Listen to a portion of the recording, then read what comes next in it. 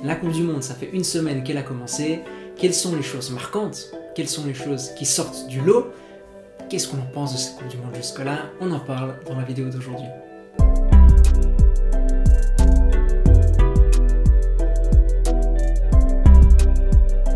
Hey, j'espère que vous allez bien et j'espère que votre équipe préférée va bien ou que votre équipe nationale va bien.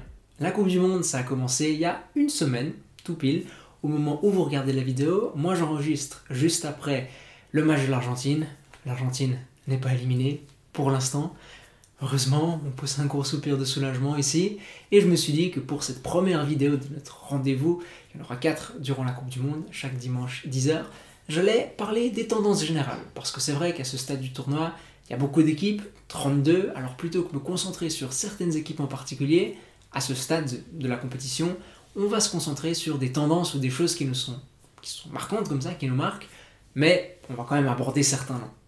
Bon, cette Coupe du Monde, qu'est-ce qu'on en pense jusque-là? Il y avait pas mal de craintes avant le début de l'événement, quant à l'organisation, quant à l'ambiance, quant à l'accueil des supporters. Qu'est-ce qu'on en pense jusque-là? Bon, au niveau des transports, par exemple, qui était une grande crainte, ça semble plutôt bien se passer. Les gens peuvent accéder au stade. On a des retours du Qatar qui sont assez positifs. Les choses semblent fonctionner. Il y a eu quelques petits accros au niveau des tickets, mais le reste, ça semble fonctionner aussi. Je crois que pour ce qui est de l'accueil des supporters et de l'expérience des supporters sur place, les retours sont plutôt positifs, en tout cas de ce que j'en lis, des choses qui nous parviennent. C'est vrai que par contre, pour les travailleurs, c'est toujours aussi compliqué. Il y a quantité de travailleurs qui sont plus sur place ou qui sont sur place mais qui n'arrivent plus à trouver du travail, où on leur promet des choses et après ils arrivent et il n'y a pas de travail et ils sont toujours dans la misère quotidienne. Il y a quand même plusieurs articles qui continuent de sortir et ça fait toujours pas rêver vraiment la condition des travailleurs sur place.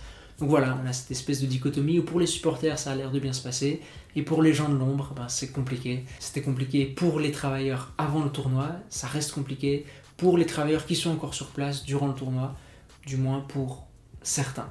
Une autre chose qui est un peu décevante, c'est peut-être l'ambiance dans les stades ou l'affluence dans les stades avec pas mal de plans face à la caméra. On voit que ça n'a pas fait le plein. Le match de la Suisse contre le Cameroun, c'est peut-être le match où ça m'a plus marqué, le fait que le stade soit vraiment très peu rempli, mais le match de l'Espagne, c'était pas brillant non plus. C'est dommage. En vrai, c'est dommage. Ouais, c'est vrai que c'est parce qu'on espère voir une Coupe du Monde et les ambiances font pas toujours rêver. Mais d'une façon générale, le tournoi se passe assez bien et c'est pas une catastrophe. Ça se passe assez bien.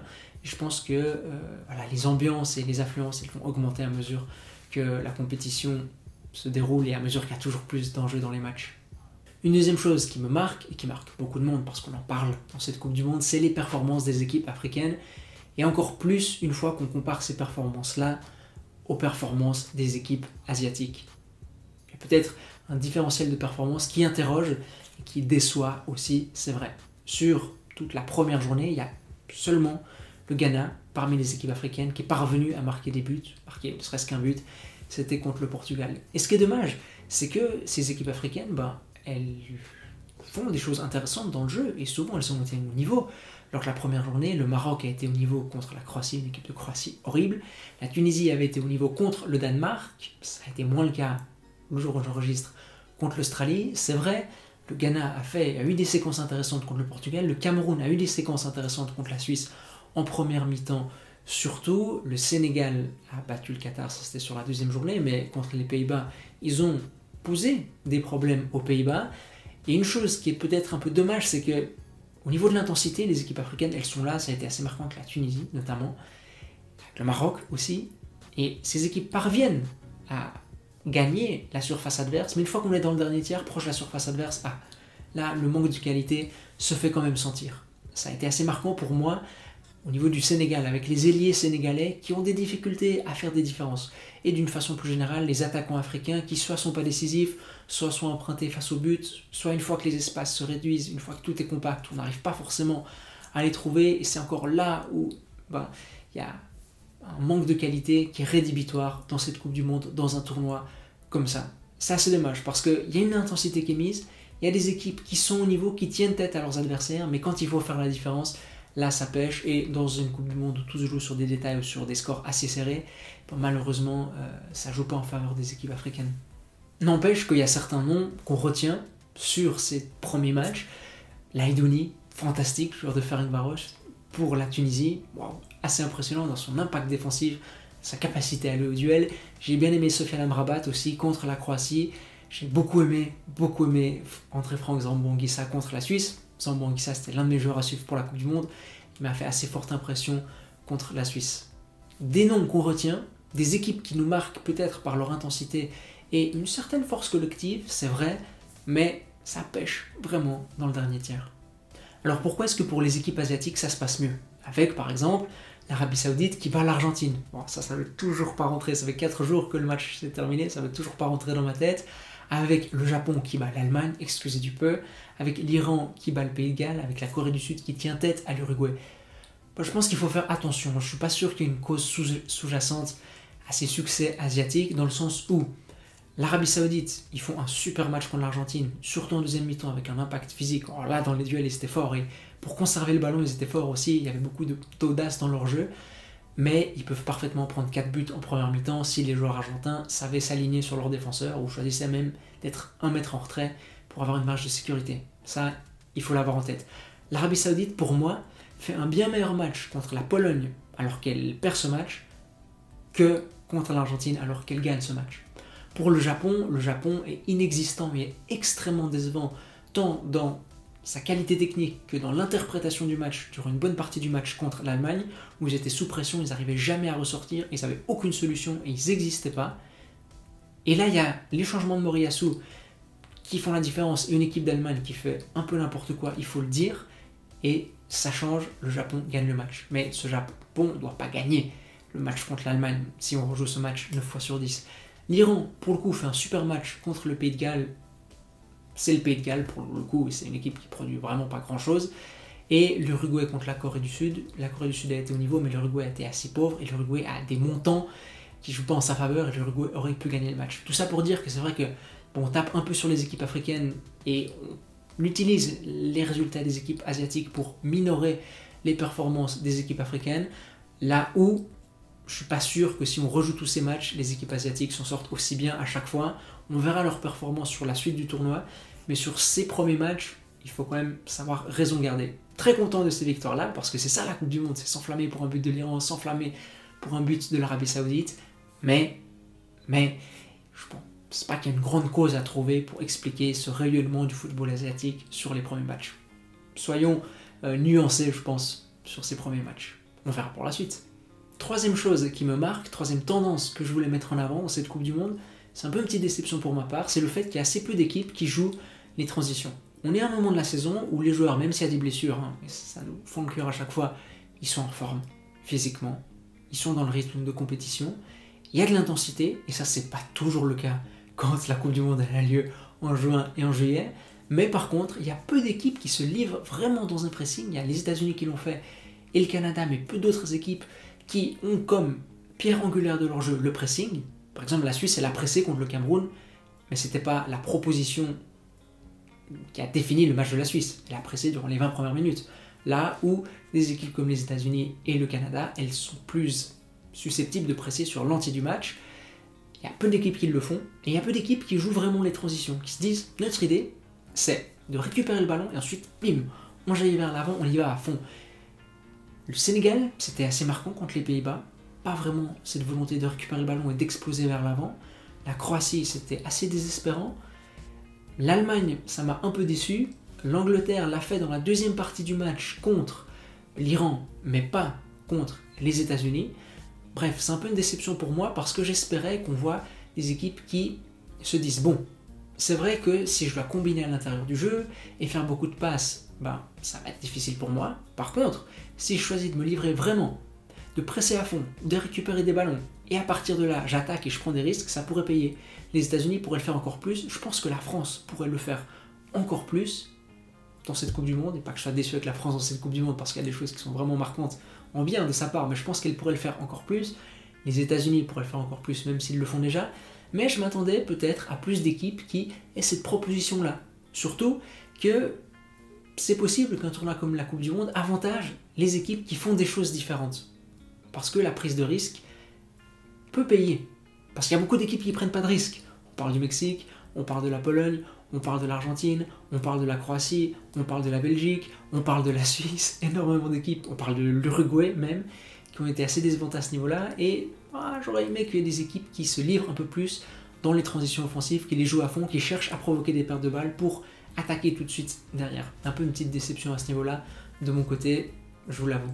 Et pour finir, je vous ai fait mon top 3 des équipes et mon flop 3 des équipes, et ça me ferait vraiment plaisir de lire en commentaire, vous, quelles sont les 3 équipes que vous avez préférées jusque-là, les 3 équipes qui vous ont le plus énervé jusque-là ou qui vous ont le plus déçu. Bon, il y a peut-être un biais dans le top que j'ai choisi parce que c'est quasiment toutes des équipes que j'ai vu jouer 2 fois parce qu'elles ont disputé 2 matchs, mais c'est pas grave. Allons-y. Dans mon top 3, pas d'ordre particulier, mais il y a l'équipe de France. Est-ce que l'équipe de France, elle a tout joué parfaitement sur cette Coupe du Monde? Non. Est-ce qu'elle a toujours bien joué? Non, je crois pas. Mais elle a une marge qui m'impressionne énormément. Surtout dans une perspective où on se dit que l'équipe de France, elle va monter en puissance dans le tournoi. Déjà, c'est pas une championne du monde qui va passer à la trappe comme l'Allemagne en 2018, l'Espagne en 2014, l'Italie en 2010. Ça, c'est une première nouvelle qui est positive. Et je pense vraiment qu'elle va monter en puissance parce qu'il y a toujours plus de choses qui peuvent être mieux faites. Dembélé, il est très bon, il fait des choses intelligentes, il fait pas des choses très compliquées, mais des choses simples, intelligentes. Je déborde, je lève la tête, je centre, je tente pas de revenir à l'intérieur à chaque fois ou d'aller dribbler 3 joueurs. En plus, on sait qu'il y a un latéral qui va travailler pour lui, pour le protéger et qui puisse faire ces différences-là. Mbappé, contre le Danemark, il a été pas très bon, mais il est décisif et il en a sous le pied. Griezmann est fantastique dans cette Coupe du Monde, Théo Hernandez est fantastique dans cette Coupe du Monde. Upamecano a eu quelques petits trous d'air contre le Danemark, mais on sent que dans les duels et dans la couverture du terrain, dans l'interprétation des espaces, il est vraiment au-dessus. Et ça vaut aussi pour Théo Hernandez. Bref, cette équipe de France, elle n'est pas parfaite, mais elle m'impressionne par la marge qu'elle a. La marge sur ses adversaires quand elle décide de jouer les coups à fond, ça n'a pas toujours été le cas, parce qu'il y a certains scores qui sont plus étriqués que ce qu'ils auraient dû être, surtout contre le Danemark, et la marge de progression qu'elle a, avec cette idée où on se dit, waouh, les individualités de la France, elles sont au-dessus. Deuxième équipe qui m'a marqué en bien, c'est aussi une équipe que j'ai vu jouer 2 fois, c'est l'Arabie Saoudite, avec une idée de jeu qui est vaillante, courageuse. Cette idée de jouer leur jeu contre l'Argentine, et contre la Pologne, il y avait plus de choses qu'on a vu dans leur jeu. J'ai aimé cette idée d'être assez vertical. Dans le dernier tiers, ils savent quoi faire, ils arrivent à décaler des joueurs, à trouver des joueurs dans des bonnes positions, à frapper, pas toujours dans des bonnes positions, mais à frapper quand même, avec un joueur qui est fantastique. Mohamed Kano, qu'est-ce que ce joueur fait toujours en Arabie Saoudite? Alors c'est vrai que les joueurs en Arabie Saoudite, beaucoup jouent à Al Hilal, et on imagine qu'ils ont des conditions de vie idéales pour eux, qu'ils sont très bien payés, et que ça les incite pas forcément à aller voir à l'extérieur. Mais un joueur comme Mohamed Kano, je pense que dans les 5 grands championnats, il pourrait faire des choses intéressantes. Un joueur qui est bon techniquement, qui a une bonne vision du jeu, qui a un vrai maniement du ballon, un très très bon milieu de terrain. Et cette équipe d'Arabie Saoudite, je n'aurais jamais pensé qu'elle puisse se qualifier pour les 8e de finale. Toujours est-il qu'elle peut le faire, qu'elle ne méritait pas forcément de perdre contre la Pologne. Il y a certaines erreurs qui ont été rédhibitoires. Une équipe extrêmement compétitive et Hervé Renard est en train de réaliser encore un grand coup. Et la 3e équipe de mon top 3, c'est aussi une équipe que j'ai vu jouer 2 fois. En vrai, le Brésil, j'aimerais les mettre dans mon top 3, mais voilà, comme je les ai vu jouer qu'une fois, on verra pour la suite de la compétition s'ils y sont toujours dans mes collectifs à suivre. L'équipe que j'ai choisie, c'est les USA. Les USA, je pense qu'on est beaucoup à aimer leur idée de jeu, qui pourrait être encore plus risquée et qui gagnerait à être encore plus aboutie, vraiment se dire, cette fois, on joue les coups à fond, comme je vous le disais avant, on va vraiment être des monstres de verticalité et de contre-pressing et de prise de risque. Mais ils ont un milieu de terrain qui nous séduit énormément, Tyler Adams, Weston McKennie et l'ami Younous Moussa, des joueurs qui sont en train de se révéler pour beaucoup, qui ne les connaissaient pas si bien que ça. Je pense notamment à Younous Moussa parce que les 2 autres sont un peu plus connus. Des joueurs qui courent énormément, des joueurs qui arrivent à s'associer, à se trouver, à former des triangles sur les côtés. Une équipe des États-Unis qui peut-être manque d'un buteur, cette position d'avant-centre elle n'est pas forcément très définie entre Wright et Sargent qui ont alterné et qui convainquent pas forcément, mais une équipe des USA vraiment qui est courageuse, qui est plaisante à voir, et on verra dans ce groupe B qui est très ouvert ce qu'il en est d'elle. Un match décisif contre l'Iran, je me réjouis beaucoup de ce match-là, parce que j'aime aussi l'équipe d'Iran, mais l'idée des USA c'est surtout de préparer la Coupe du Monde 2026, vraiment. Et s'ils continuent sur cette dynamique-là, si les joueurs continuent à monter en puissance, à s'aguerrir, il y aura de belles choses en 2026. Mais profitons quand même de cette équipe cette année. Et dans mon flop 3, j'ai mis le Mexique. Ça fait très mal de voir une équipe de Tata Martino proposer absolument rien du tout. Contre l'Argentine, oui, ils ont bien fermé l'espace à l'intérieur du jeu, mais parce qu'on va vraiment se contenter de ça, surtout que contre la Pologne c'était aussi assez catastrophique. À la décharge de Tata Martino, il n'a pas du tout une génération dorée. Assez marquant de voir que 8 joueurs sur 11 ou 7 joueurs sur 11 dans le 11 mexicain jouent au Mexique. Ils jouent plus dans des clubs européens du style les Porto, les Valence, le Séville, des clubs comme ça, notamment parce qu'ils ont quelques absences, c'est vrai. Mais une équipe du Mexique terriblement décevante. Aussi une équipe qui m'a beaucoup déçu, c'est le Danemark. Pas du tout l'équipe qu'on avait laissée à l'Euro. C'est vrai qu'ils peuvent encore se qualifier. C'est vrai qu'elle était montée en puissance durant l'Euro, elle n'avait pas super bien commencé, elle avait très bien fini. Mais voilà, on ne retrouve pas ces mécanismes collectifs et c'est ça qui est un peu décevant. C'est que le fait qu'ils ont un problème au poste d'avant-centre, ça c'est pas nouveau, ils n'ont jamais eu un joueur décisif à ce poste. Mais là où l'équipe du Danemark, elle savait faire tellement de choses à l'Euro, que ce soit au moment de relancer avec les centraux, de trouver des passes verticales à l'intérieur du jeu, de mettre des joueurs en bonne position sur les côtés, de trouver des joueurs entre les lignes, de parfois allonger, là, on reste vraiment sur notre fin avec cette équipe du Danemark qui a été très décevante contre la Tunisie, qui a eu certaines bonnes minutes contre la France et peut-être là la qualité individuelle lui a manqué. J'espère que pour son dernier match contre l'Australie, elle arrivera à faire de meilleures choses, mais j'aurais pas pensé avant le début du tournoi que l'Australie aurait des chances de se qualifier dans un match décisif contre le Danemark, franchement. Et la dernière équipe qui m'a déçu, c'est l'Argentine. Alors l'Argentine, ouf de soulagement pour elle et pour toute la pression folle qu'il y a sur cette équipe, je crois qu'on se rend vraiment pas compte vu d'Europe, mais c'est l'une des seules fois où je me dis j'aimerais pas être un joueur de foot si je dois jouer dans cette équipe d'Argentine parce qu'il y a une pression qui est absolument dingue. Mais l'équipe d'Argentine, je comprends pas ce qu'elle veut faire. Je comprends pas ses intentions de jeu et je comprends pas non plus les choix qui sont faits par l'entraîneur. Dans le sens où l'Argentine, sa force jusque-là, c'était de s'associer, de voyager ensemble, de faire intervenir ces joueurs qui sont capables de jouer les uns avec les autres dans les petits espaces. Elle n'est pas du tout en train de réussir à le faire sur cette Coupe du Monde et je sais pas si elle arrivera à le faire. Parce que toutes les équipes, ou presque à cette Coupe du Monde, bloquer les espaces au milieu de terrain et être agressif au milieu de terrain et fermer les angles de passe et fermer les lignes de passe, elles peuvent faire ça. Et l'alternative, c'est de passer par les côtés. Mais l'Argentine ne le fait pas. D'une part parce qu'elle n'a pas forcément les joueurs pour le faire, et d'autre part parce qu'on a l'impression que Scaloni ne veut pas faire ça. Oui, il met énormément de monde à l'intérieur du jeu. Il n'y a pas non plus vraiment des joueurs qui sont capables d'attaquer la profondeur. Julián Álvarez peut un peu le faire.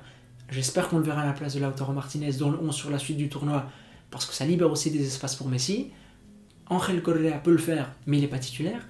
Et bref, même si l'Argentine elle a gagné contre le Mexique, on n'est pas vraiment plus avancé sur la façon dont elle pourrait jouer, la façon dont elle pourrait évoluer sur la suite du tournoi, parce que si on se dit, elle a des difficultés à faire des différences avec le ballon, on pourrait l'avoir en retrait, plus compacte, fermer les espaces à son tour et défendre, ça ne me satisferait pas non plus, parce qu'elle n'a pas des joueurs pour ressortir en contre-attaque.